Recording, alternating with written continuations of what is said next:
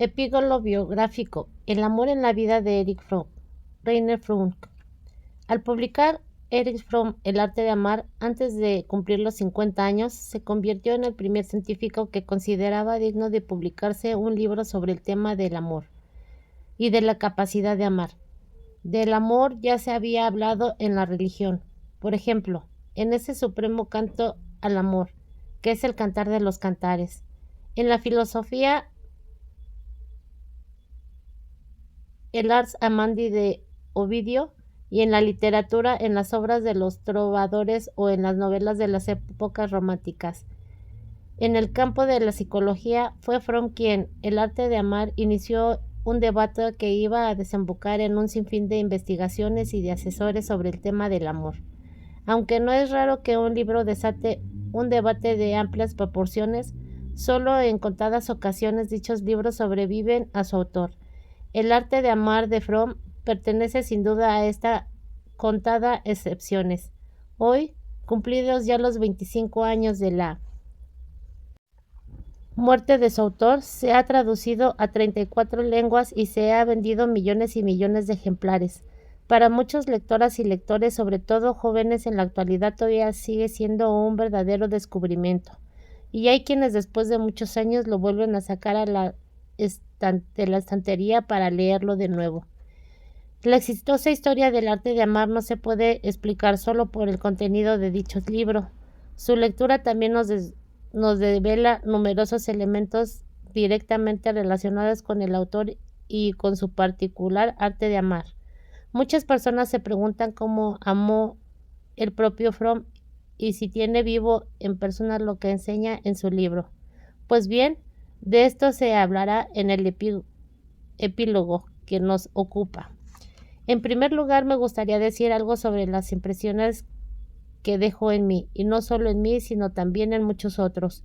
El trato con el Fromm ya anciano, personalmente lo que más me impresionó fue su interés por quienes tenían a su lado, lo cual se veía en su en su mirada, a la vez afable y firme, por no decir incluso a veces casi demasiado intensa. Pero lo que más me sorprendió fue cómo expresaba ese interés por quienes tenía a su lado. En la década de 1970, cuando fui asistente de Fromm en Locarno, donde vivió desde 1973 hasta su muerte, acaecida en 1980, solía hacerme preguntas muy fáciles y obvias que, sin embargo, llegaban hasta lo más íntimo de mi ser. Por ejemplo, me preguntaba qué libro estaba leyendo en aquel momento, o qué era lo que me había empujado a leer precisamente aquel libro, o qué era lo que más me preguntaba de él y qué menos. Si le contestaba lo que lo encontraba poco interesante e incluso aburrido, quería saber por qué perdía el tiempo con algo intrascendente para mí. También le interesaba saber qué era realmente lo que me importaba, qué me llamaba más la atención y con qué prefería pasar el tiempo. En realidad, Fromm solo hacía esas preguntas que su interlocutor no se hacía, pero que debería haberse hecho. Yo no me las había hecho porque tal vez habría arrojado una pobre imagen de mí mismo, incluso me habría avergonzado.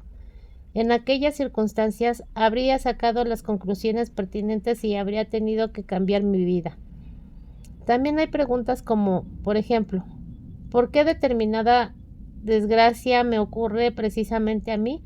Para lo que no hay ninguna respuesta, pero que debemos aceptar y soportar como preguntas. Fromm hacía preguntas que yo evitaba, reprimía o simplemente no me tomaba en serio. El clima de entendimiento que se instauraba conversando con Fromm era, pues, fruto de esa sensación de proximidad que él creaba, planteando con una atención y un interés inseparables, preguntas que su interlocutor no se hacía. Las preguntas podían ser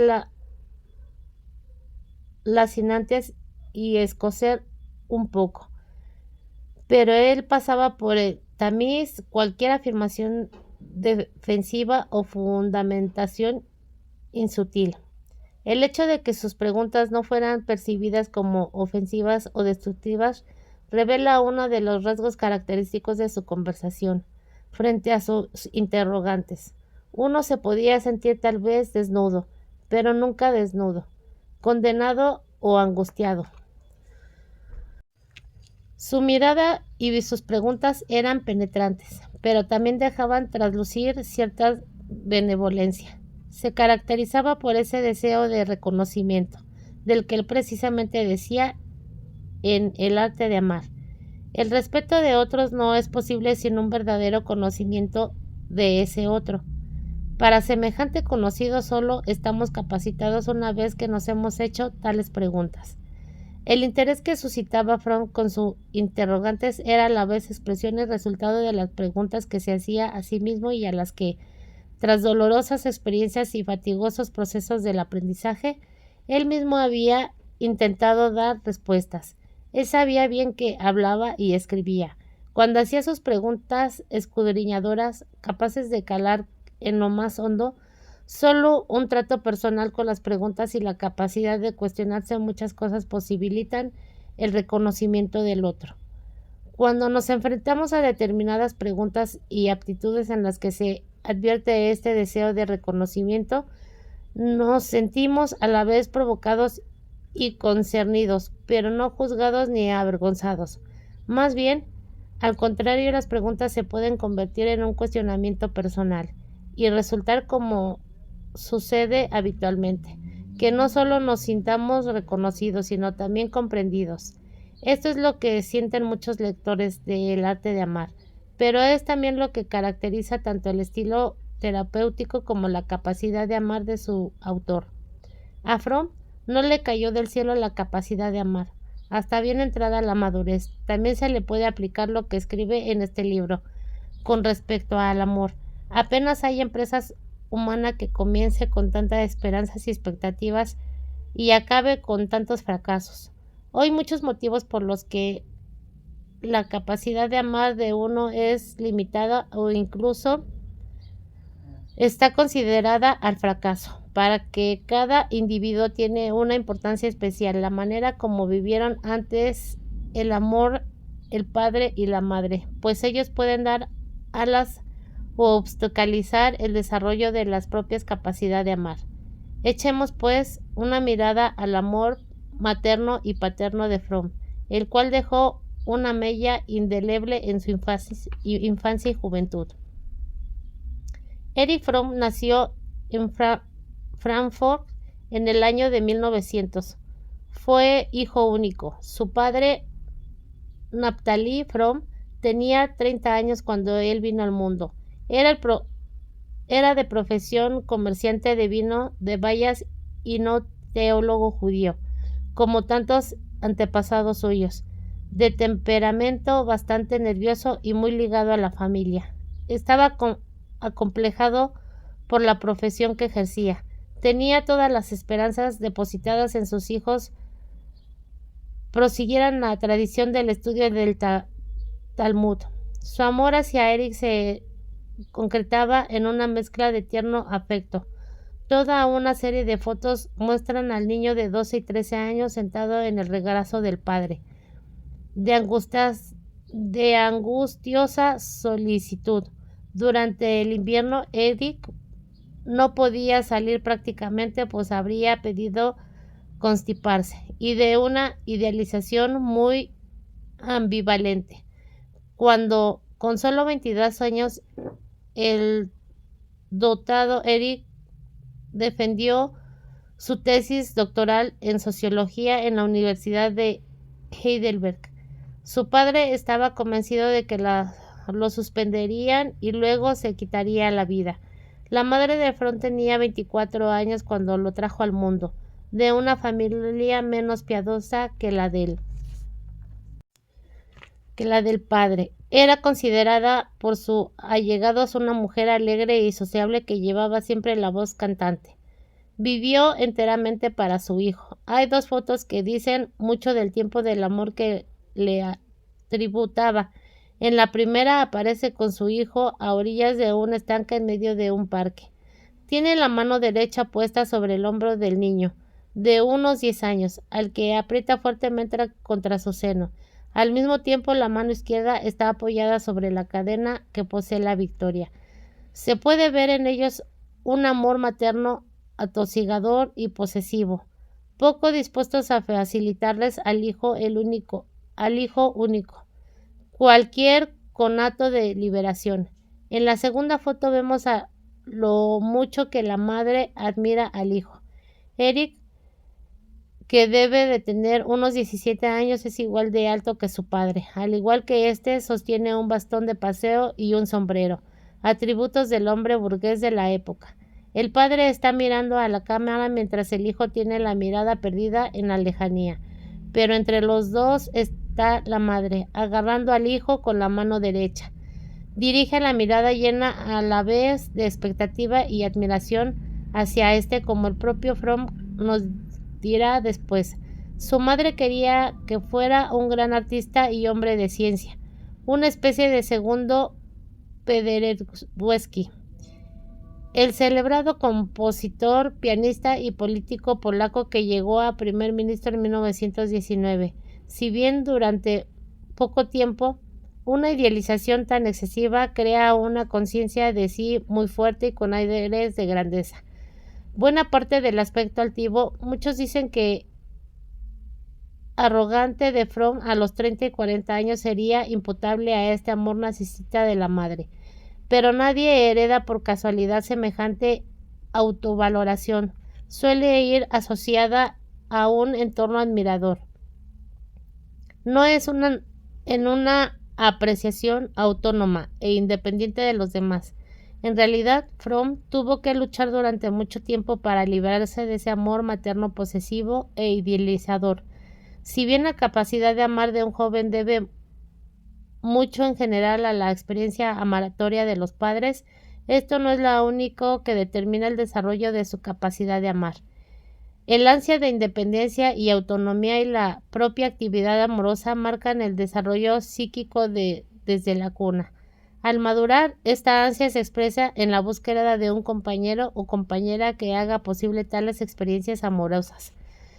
Según los inhibidor o perturbador del desarrollo personal que resulte ser el amor de la madre, esta búsqueda de experiencias amorosas nuevas y alternativas se traducen a su vez en una relación en la que reaparece el patrón relacional de los padres. Con frecuencia, es preciso pasar por toda una serie de experiencias de amor fallidas para no buscar inconscientemente a la pareja, un eco del amor materno y paterno. Este tardío proceso de desvinculación del amor materno y paterno suele ir acompañado de dolorosas experiencias de renuncia y pérdida, en todos los desengaños y la pena que corren parejos con el abandono de los lazos parentales. Al final suele ser determinante la persecución a lo que del deseo de poder amar por uno mismo. En efecto, como dice Fromm en otro lugar, quien decide resolver un problema mediante el amor ha de tener valor suficiente para superar el desengaño y permanecer paciente a pesar de los reveses. Este deseo interrumpido de poder amar se puede percibir en la vida de Fromm, a pesar del fracaso de sus relaciones sentimentales hasta pasada la mitad de su vida. El amor paterno cercenado de su capacidad de amar lo supera él con relativa facilidad. Siendo joven buscó ya en el rabino Nehemías Nobel de la sinagoga Frankfurt en Bormeplatz otra figura paterna, aunque de corte religioso. Nobel constituía en cierta forma un modelo alternativo respecto al padre angustiado de Fromm. Congregaba a su alrededor a un pequeño círculo de jóvenes, entre los que se incluía también el amigo de juventud de Fromm, Ernest Simon. En realidad, Fromm pensaba llegar a ser un maestro del Talmud, pero estudiar el Talmud en Polonia o en el Báltico habría supuesto un excesivo alejamiento respecto a sus padres, que vivían en Frankfurt, algo que él no estaba dispuesto a aceptar. Así pues, decidió estudiar Derecho en su ciudad natal, Frankfurt. 2 semestres después, en el verano de 1919, se atrevió a dar un paso decisivo. Se marchó de Frankfurt y se matriculó en la cercana Universidad de Heidelberg para estudiar sociología con Alfred Weber. Aquí Fromm también se buscó, el margen de sus estudios, a un maestro religioso. Después de que el rabino Nobel muriera en 1921, en Salam Baruch, Rabbi encontró en un estudio del Talmud, influido no solo por el judaísmo Chabad, rama intelectual del judaísmo, sino también por la idea del socialismo y el humanismo ilustrado. Rabbi Koh se había establecido en Heidelberg como profesor particular para los emigrados rusos. Durante casi 5 años, Fromm acudió numerosas veces a la semana a su estudio, donde trabajó como secretario. De nadie hablaría nunca con tanto reconocimiento y apreciación como el de Rabbi Koh. Por paradójico que pueda parecer, fue este estudio de Talmud quien posibilitó y guió su desvinculación respecto a la religión paterna. Naturalmente, para librarse de la impronta paterna, aún necesitó de otra persona y experiencias. Fue sobre todo el descubrimiento del psicoanalista de Sigmund Freud lo que desencadenó en una fuerte dinámica de libertad, que le permitió cometer en 1926 su gran pecado mortal, saltarse de los mandamientos alimenticios del judaísmo y comer en la Pashat, la Pascua judía, carne de cerdo. Fromm asoció su rechazo del angustiado amor paterno al abandono de la religión paterna. Los escritos de George Jim sobre el budaísmo le ayudó en su labor a abandonar la fe en un Dios personal y a orientarse más bien en el budismo y a la crítica de las religiones. Desechar las interiorizadas imágenes paralizadoras del amor paterno puede tener efectos muy fecundos en la creatividad y capacidad de amar de una persona. En los años siguientes, Fromm se sintió ya lo suficientemente libre como para desarrollar su propio planteamiento sociológico y preguntarse por las inconscientes dimensiones sociales y hasta qué punto estamos determinados por la exigencia del económico y de la vida social. Así, a principios de la década de 1930, mucho antes que Adorno formuló la teoría del carácter autoritario y crítico de la teoría de Freud, del instinto como producto de un pensamiento biológico y patriarcal, a lo que puso su visión del hombre como ser racional que, desde su nacimiento, ya es capaz de amar.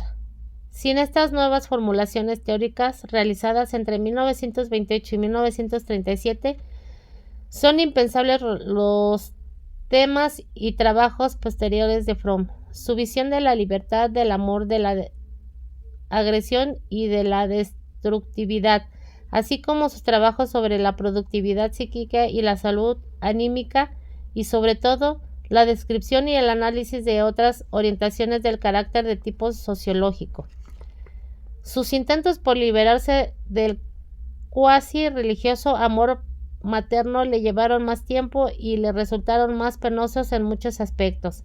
Después de que en 1922 su novia lo dejara por su amigo de juventud, Leo Lowenthal, en 1923 conoció a la psiquiatra Frieda Reichmann, 11 años mayor que él, y que se estaba formando como psicoanalista. Entre 1924 y 1928, Frieda y él dirigieron el Heidelberg en el centro terapéutico. La idea era que todos los que residieran en el pequeño sanatorio citó en la calle de Monchow, número 15, se liberaran de sus presiones sexuales sentados en el diván psicoanalítico de Frieda.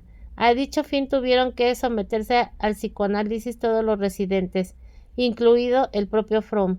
Él se enamoró de su psicoanalista, con lo que finalmente contrajo matrimonio en 1926, resultado sin duda de un amor terapéutico transferido. Sin embargo, en 1928 el matrimonio había tocado ya a su fin. Aunque Fromm no quisiera reconocerlo, él no podía divorciarse aún, pero sí trató de distanciarse. A partir de 1928 se fue a Berlín para formarse él también como psicoanalista. En 1930 abrió ahí su propia consulta psicoterapéutica y empezó a trabajar en el Instituto de Estudios Sociales de Frankfurt. En 1931 enfermó de tuberculosis y tuvo que retirarse al apartado sanatorio de Davos. Un amigo común de Frieda y él, psicoterapeuta Gerd Grundeck en Baden-Baden, le aconsejó que se separara de ella, ya que en la enfermedad de la tuberculosis subyacía el deseo inconsciente de dicha separación. Aquí no entraremos a considerar si dicha valoración era certera o no, pero al menos pone de manifiesto que había quienes consideraban necesario el divorcio. La enfermedad se había encargado ya de Fromm se separara de ipso de Frieda, y cuando en abril de 1934 ya estaba lo suficientemente curado como para poder volver a viajar, en su patria los nacionalistas estaban al mando. Para Erich Fromm, como miembro del Instituto de Estudios Sociales de Frankfurt, el regreso a Alemania habría supuesto un gran peligro, así que decidió emigrar a Estados Unidos. Una vez allí, su amistad con la psicoanalista Karen Homney, 15 años mayor que él, se fue convirtiendo paulatinamente en una relación que, aunque nunca terminaría en matrimonio, fue mucho más allá del mero interés profesional compartido. Cuando Fromm se marchaba de viaje, Karen Homney siempre lo acompañaba. Los dos encarnaban una nueva visión de psicoanálisis. De todos modos, Karen Horney era una compañera muy celosa, y la relación nunca estuvo del todo exenta de rivalidad. Su relación con ella llegó a su fin en 1941, tras una tempestuosa pelea, que también acabó con su previamente constituida sociedad psicoanalítica. Con su libro El miedo a la libertad, Fromm no solo se convirtió en un científico reconocido en Estados Unidos, sino también en un autor conferencista muy solicitado, además de su consulta terapéutica en Nueva York y de su trabajo como profesor en la Universidad de Columbia y en la Escuela de Estudios Sociales. Durante aquellos años enseñó también en la Universidad de Pembroke en Vermont. El poco de su ruptura en Karen Horney, Fromm conoció a Annie Ward, de su misma edad, que huyendo a los nazis había viajado a Francia junto a Walter Benjamin, y en la frontera española había visto cómo éste se quitaba la vida. Fromm se casó con esta periodista gráfica profesional nacida en Alemania en 1944. Finalmente creía haber encontrado a la mujer de su vida. Juntos se hicieron construir una casa en Bennington, Vermont. En 1947, al poco de mudarse a la nueva casa, Annie contrajo una enfermedad misteriosa que la obligó a guardar cama. Al principio se creyó que se trataba de una intoxicación por plomo, pero luego la diagnosticaron una enfermedad artrítica sumamente dolorosa. Él suspendió todos sus compromisos para poder ocuparse de ella y no dejarla sola. Por amor a Annie, se trasladó a México en 1950 con la esperanza de que el clima de este país aliviara sus dolores.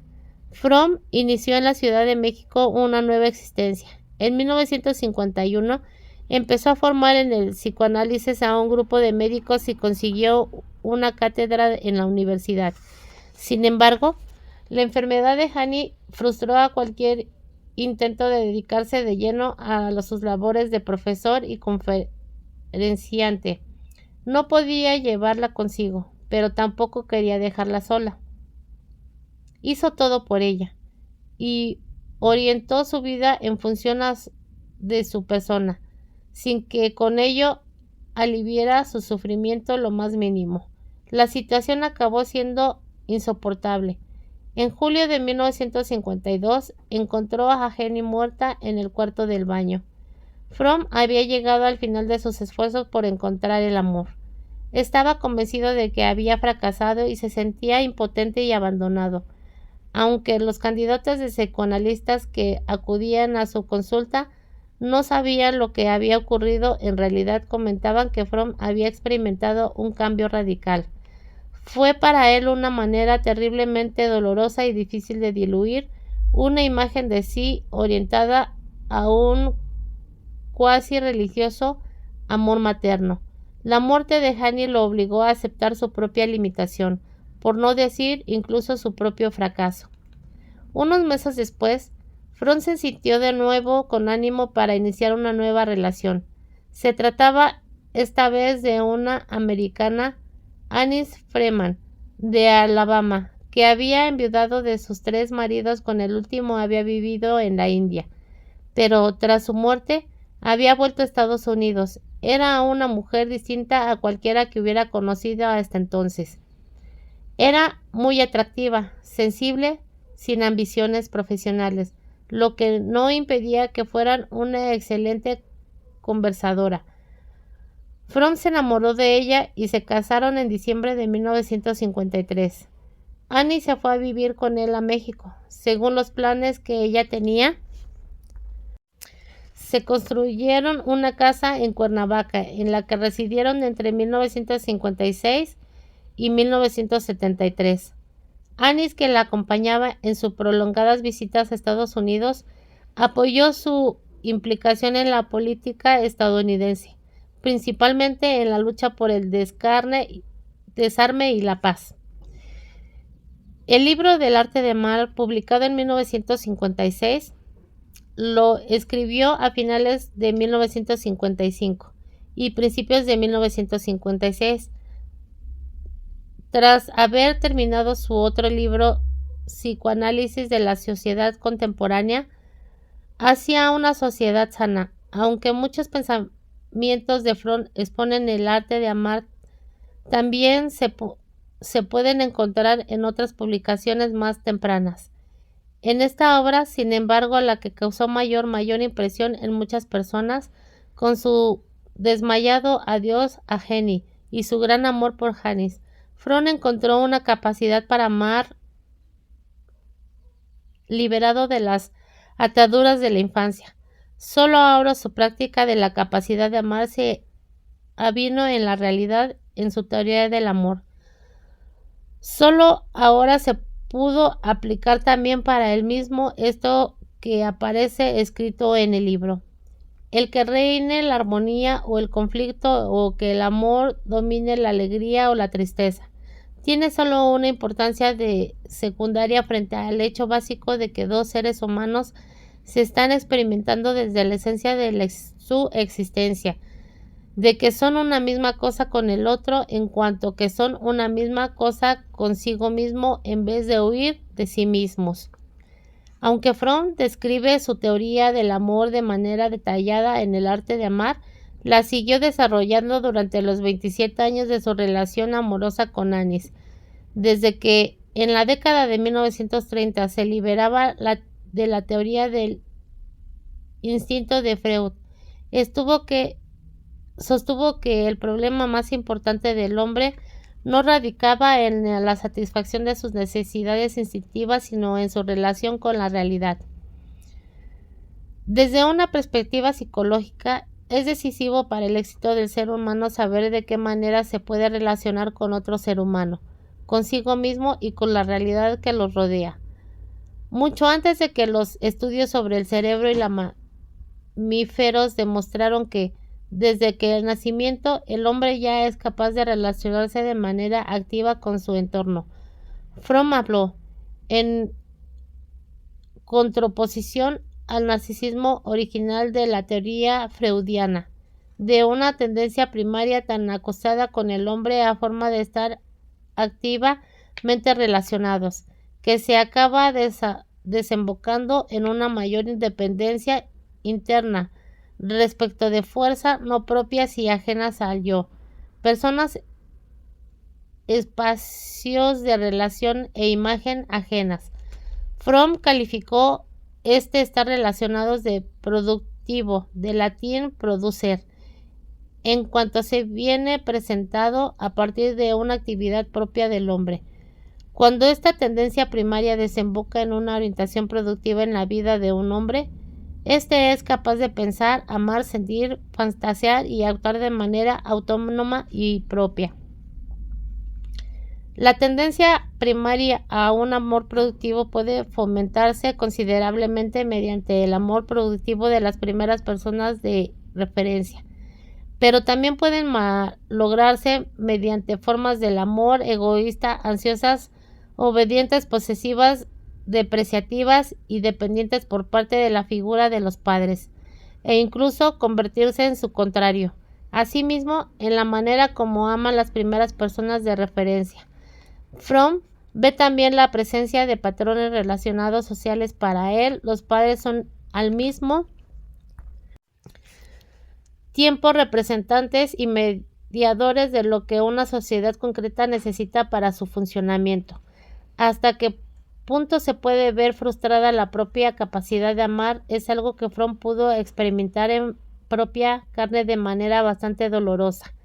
Pero el daño nunca fue tan profundo como para que esta tendencia primaria al amor se convirtiera en un contrario, es decir, en la tendencia a convertir la capacidad de relacionarse en algo básicamente destructivo. Ni siquiera el hecho de que muchos de sus parientes perdieran la vida en los campos de concentración de Hitler le hizo dudar en cuanto a la tendencia primaria al amor productivo. Sostuvo que la destructividad y el deseo de aniquilar son tendencias secundarias que solo se desarrollan cuando se ve frustrada la tendencia a un amor productivo y a lo razonable. Tras la aparición del arte de amar, la teoría del amor de Fromm se vio cuestionada por dos acontecimientos. Su mujer, Annis, enfermó de cáncer de pecho en la década de 1950. La operaron y tuvo que seguir una dieta. Pese a que el cáncer estaría 20 años sin volver a manifestarse, Fromm la percibía como una enfermedad que lo perseguía cual dinámica enemiga de la vida. Luchó contra él al lado de Annis y también siguió la misma dieta draconina que le impusieron a ella, lo que, dicho sea de paso, resultó ser bastante beneficioso para su aspecto exterior y salud. El segundo gran reto lo representó la agudización de la Guerra Fría. Aun cuando la lectura del arte de amar no permita tal vez suponerlo, desde su juventud Fromm había sido una persona políticamente muy concienciada y activa. Todo lo que se producía en el terreno de la política y la sociedad le afectaba de una manera sumamente existencial. Y como terapeuta que sabía escuchar, se sintió arrastrado a la política en su calidad de psicoanalista, trabajando básicamente en el suelo estadounidense. Escribió análisis sobre cuestiones relacionadas con la política exterior, la Guerra Fría con la Unión Soviética y la carrera atómica. Entabló contactos con senadores. Se vio involucrado personalmente en la elección de candidato presidencial. Se manifestó contra la guerra de Vietnam y se convirtió en portavoz de la política de distensión. Pero fue sobre todo la carrera armamentística la que hizo que su fe en la capacidad de amor primaria del hombre se tambaleara. La guerra atómica se convirtió a principios de la década de 1960, con motivo de la crisis de Cuba, en una amenaza real. Hasta qué punto este peligro le quitó el sueño a Fromm Lo vemos en esta carta escrita a Clara Urquhart el año 29 de septiembre de 1962. La otra noche escribí una especie de llamamiento centrado en el amor a la vida. Era fruto de una sensación de desesperación ante la perspectiva del que tal vez no quede ya ninguna posibilidad para evitar la guerra atómica. De repente tuve la intuición de que la gente se muestra tan pasiva frente al peligro bélico que simplemente la mayoría no ama la vida. Me vino a la mente el pensamiento de que podía surtir mayor efecto apelar a su amor a la vida que a su amor a la paz o a su miedo o a una guerra. Fromm se sentía desesperanzado porque la mayoría no se defendía a sí misma contra el peligro de la guerra atómica. Interpretaba esta pasividad como de agotamiento del amor a la vida como la aceptación.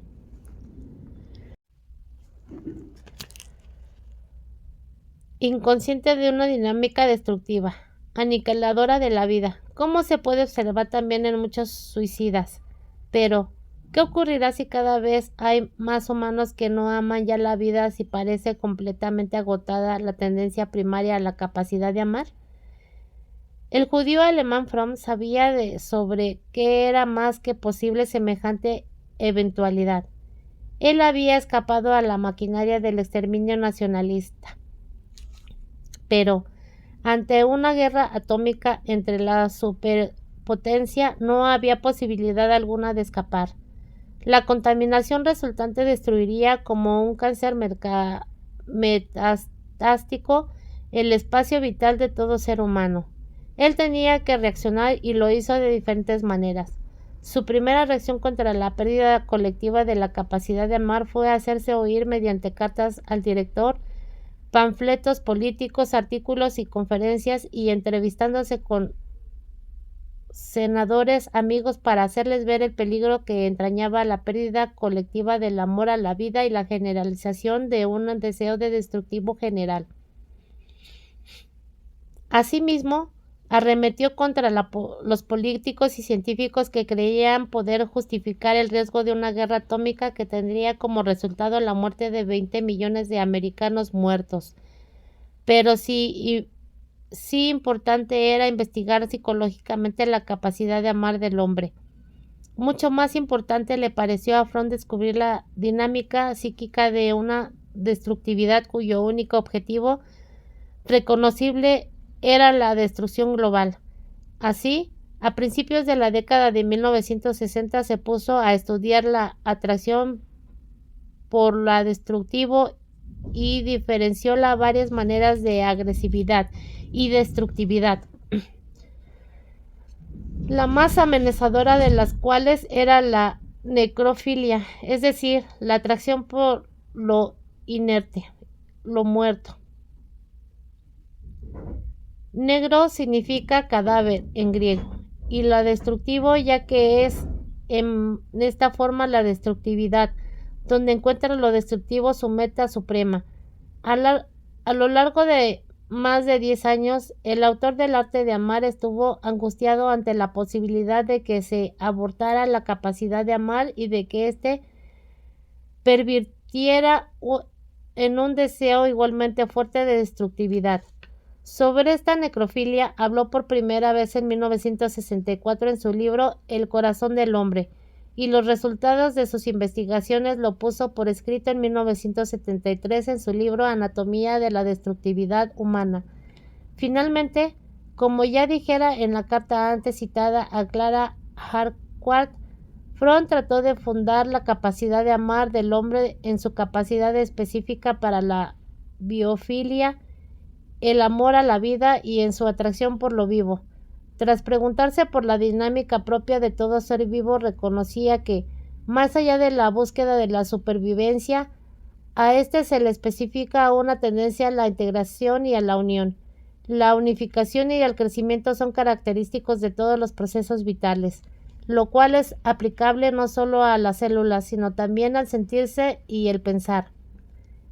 En su artículo Leben with noch immer das Leben, producidas en 1967 en la revista americana de Malkais, escribió lo siguiente: si la vida es, por esencia, un proceso de crecimiento y un proceso de integración y no puede ser amada con medios de control o de fuerza, entonces el amor a la vida es el núcleo de todo tipo de amor.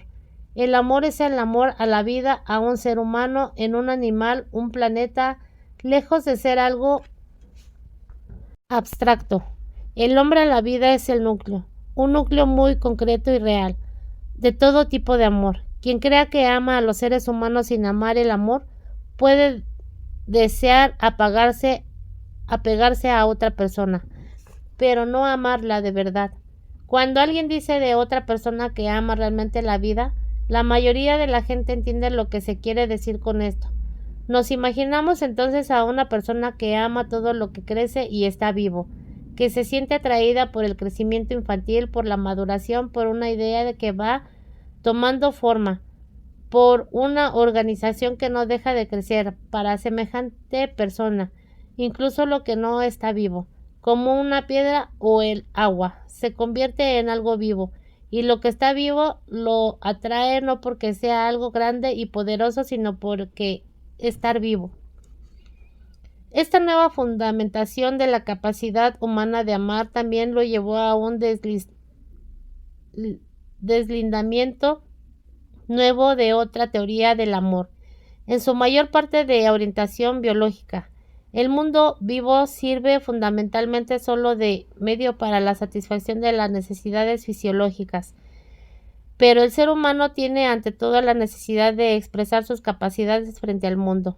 Así, el amor a lo vivo se manifiesta en lo humano en cuanto que persiguen un objeto con el que entran en relación y con el que pueden unirse. Esta es la fundamentación de una afirmación que había hecho en el arte de amar. El amor inmaduro dice: yo tengo amor porque te necesito, mientras que el amor maduro dice: yo te necesito porque te amo.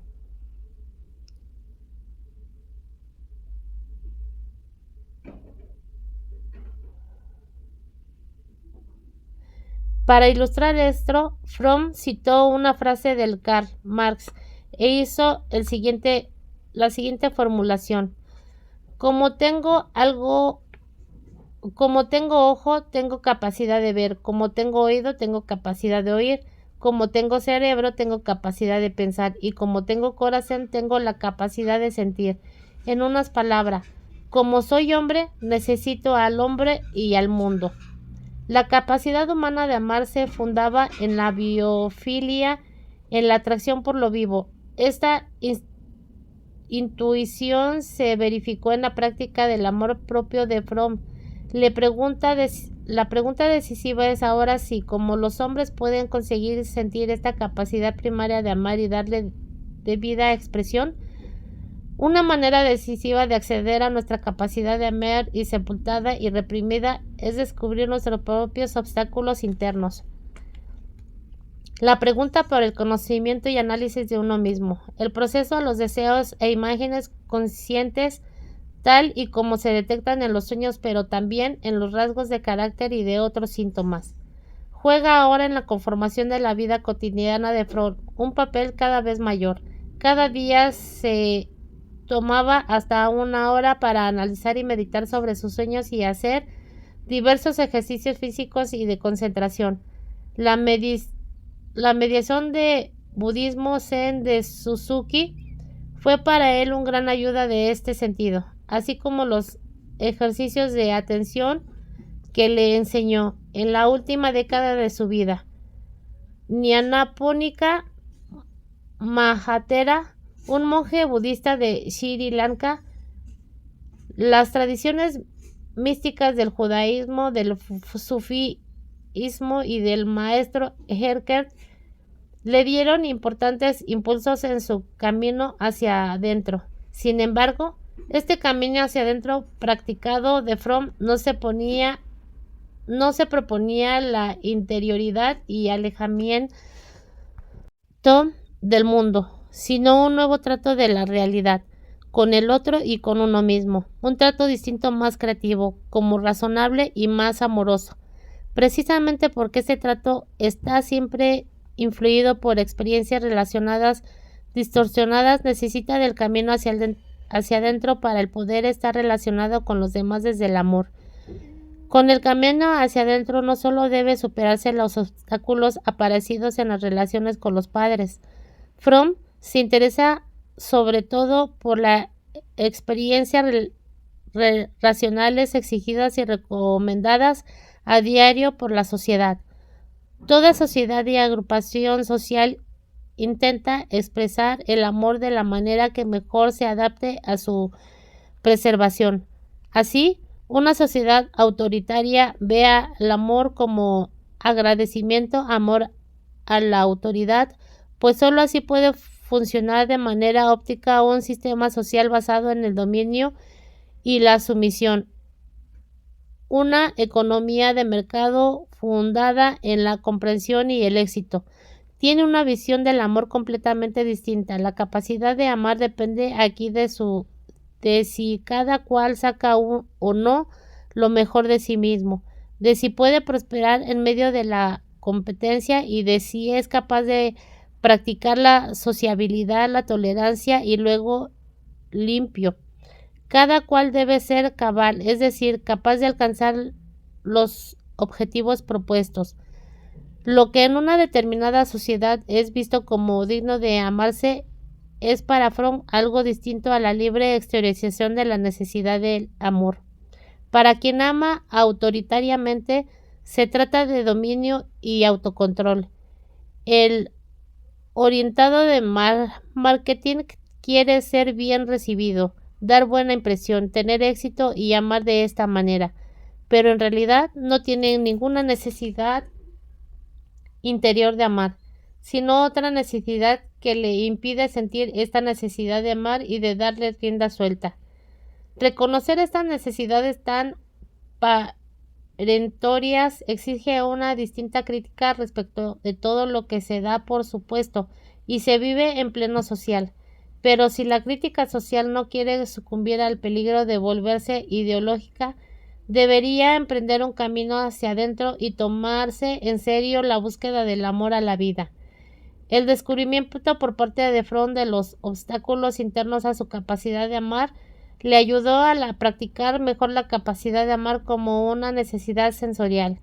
Quienes lo conocieron en la utilidad más década de su vida pudieron observar de cerca que vivió la capacidad de amar como una necesidad de relacionarse amorosamente con otras personas. Poder prestar expresión de este amor se convirtió para él en una necesidad irrenunciable que satisfizo siempre lo que fue posible. En la década de 1970, en que tuve ocasión de ser su asistente en Locarno, fui una y otra vez testigo de su inusual capacidad de amor. Se podía ver cómo trataba de conversación con cuanto tenía a su lado. De eso ya se ha hablado antes, pero sobre todo se podía ver en su amor a Anís, como, por ejemplo, cuando la besaba en el ascensor, cuando se despedía de ella, cuando hablaba con ella, cuando la miraba y la tocaba. Lo mismo que se puede ver también cada vez que se lee su libro El arte de amar.